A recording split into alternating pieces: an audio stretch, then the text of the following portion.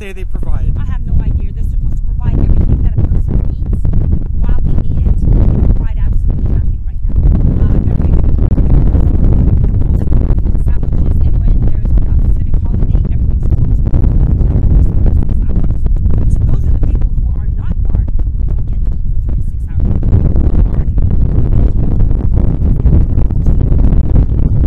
So would you say that there's, when it comes to trying to get a free meal, would you say there's a lot of services or not that many services in Sudbury? Well, if I weren't to pay at $21 for my meals at the Salvation Army, 21 meals at $3 for the Salvation Army, I'd be eating less than 20 times a month.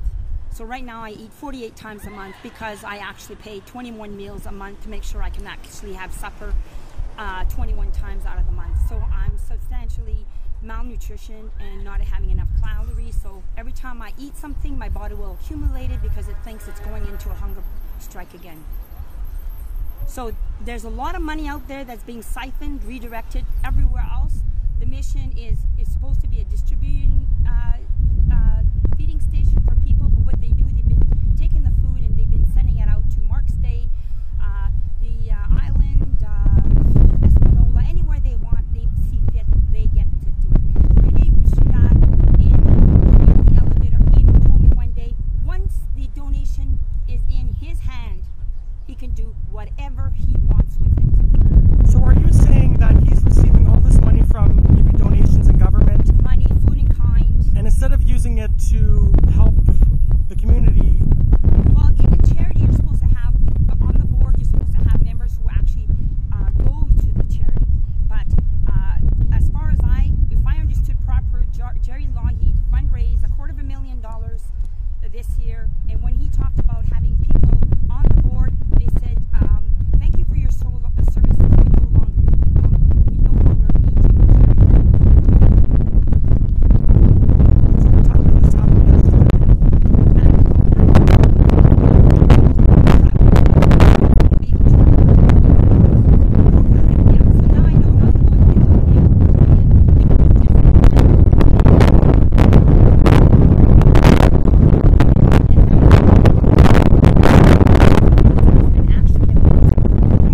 Can we just show the public the letter?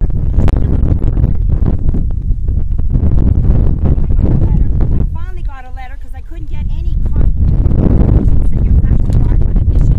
So finally I got a documentation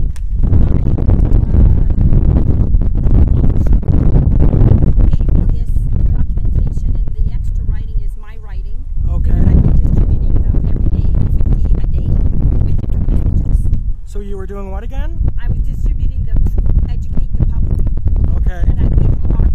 And if a person says they're never barred and there's welcome and everyone's welcome, it's a fallacy. It's a lie. Is it, now that you've been kicked out, do you somehow feel like you've been maybe rejected or shamed now? Well, the worst part is Shunned? last year my husband was dying on the deathbed and watching going into the hospital. So Al and he used to work at the mission, had asked upstairs at the mission if they could send somebody to see my husband because he was dying, and they said no because we were nothing but troublemakers. And troublemaking is if you say something out in the public, you become a troublemaker. No matter if you're the victim or you're the witness of the victimization of staff, you are a troublemaker once you say something.